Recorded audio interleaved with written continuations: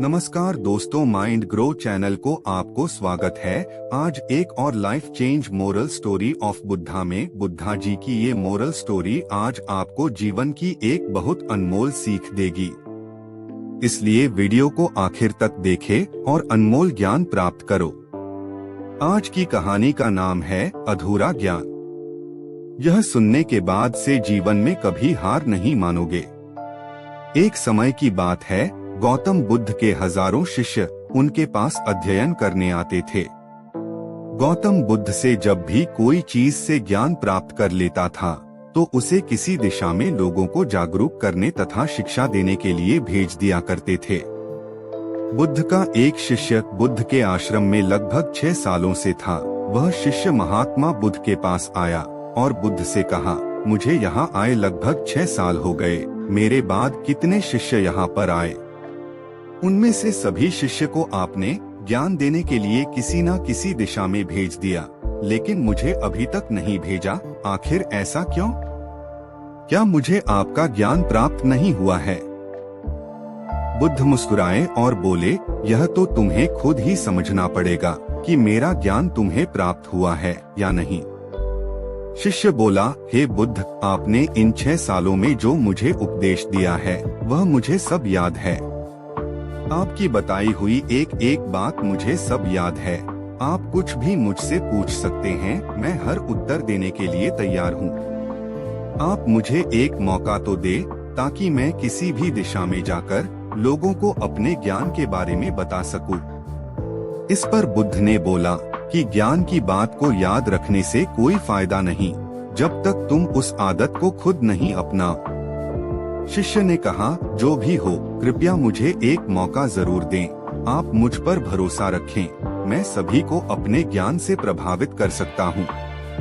मैं लोगों को ऐसी बातें बता सकता हूँ जिससे लोगों के जीवन में शांति आ जाएगी और वह अपना शांतिपूर्ण जीवन जी पाएंगे। तो फिर बुद्ध ने कहा, अभी तुम तैयार नहीं हो।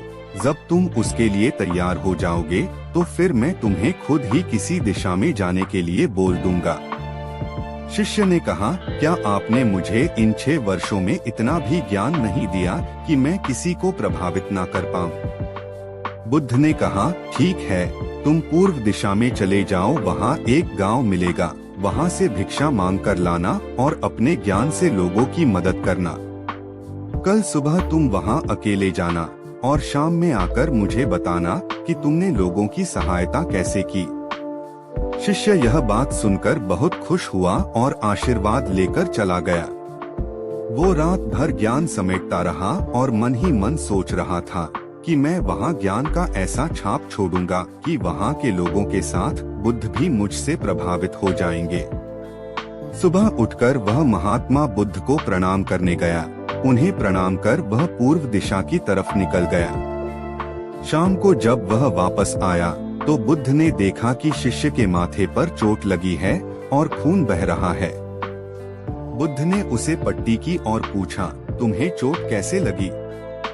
शिष्य ने कहा, वहाँ के लोग बेहद ही दुष्ट हैं, उन्हें जरा भी बुद्धि नहीं है। मैं उस गांव में भिक्षा लेने गया पर किसी ने मुझे भिक्षा नहीं दी, सब मुझे वहां गालियां दे रहे थे। एक व्यक्ति ने भिक्षा तो दी थी लेकिन नीचे फेंककर और कहा, इसे उठा लो। मैंने उन्हें काफी समझाया लेकिन मेरी बात सुनने को तैयार ही नहीं थे। उन्होंने मेरे साथ हाथापाई की जिससे मुझे चोट लग गई। बुद्ध, आप मुझे दूसरी जगह भेजिए जहाँ के लोगों में ज्ञान हो, वो इस तरह ना हो। बुद्ध शिष्य की बात सुनकर मुस्कुराए और बोले, अगर दूसरे गांव में भी ऐसे ही गांव के लोग होंगे तब तुम क्या करोगे? शिष्य ने कहा, हे बुद्ध, मैं ऐसे लोगों को कोई ज्ञान नहीं दे सकता, वह लोग अज्ञानी है, उन्हें कौन समझाए? बुद्ध ने कहा, वह लोग अज्ञानी नहीं बल्कि ज्ञानी है, उनके पास बहुत ज्ञान है परंतु उनके पास खुद का ज्ञान है। अब अगर तुम किसी दूसरे के ज्ञान हो चोट पहुँचोगे तो वह कुछ तो कहेंगे ही। तुम्हें ऐसे लोग हर जगह मिलेंगे, तब तुम अपना ज्ञान उन्हें कैसे दोगे? बुद्ध ने कहा, आज तुम आराम करो, कल शाम को मेरे पास आना। शिष्य बुद्ध को प्रणाम करके चला गया। अगली शाम जब वह वापस बुद्ध के पास आया, तब वहाँ बुद्ध के एक और शिष्य मौजूद थे। उनके हाथ में भी चोट लगी हुई थी। बुद्ध ने शिष्य के हाथ पर चोट देख उस पर पट्टी की और उससे पूछा, तुम्हें यह चोट कैसे लगी? शिष्य ने कहा, आपने पूर्व की ओर एक गांव में मुझे जाने के लिए कहा था, तो वहीं मुझे चोट लगी। बुद्ध ने कहा, वहाँ तुम्हारे साथ क्या क्या हुआ तुम मुझे बताओ। शिष्य ने कहा, वहाँ पर मैंने सबसे भिक्षा मांगी, लेकिन किसी ने भी भिक्षा नहीं दी। एक व्यक्ति जिसने भिक्षा दी भी तो मुझे जमीन पर फेंक कर दी थी और कहा उसे उठा लो, तो मैंने उसे उठाकर अपने झोले में रख लिया और मैंने उसे सफल होने का आशीर्वाद दिया। तब उस व्यक्ति ने मुझसे कहा, आप बड़े अजीब लगते हो, मैं आपका अपमान कर रहा हूँ और आप मुझे आशीर्वाद दे रहे हो। तो मैंने उनसे कहा कि आप दानी हो, आपने मुझे दान दिया है, इसलिए मैं आपको आशीर्वाद दे रहा हूँ।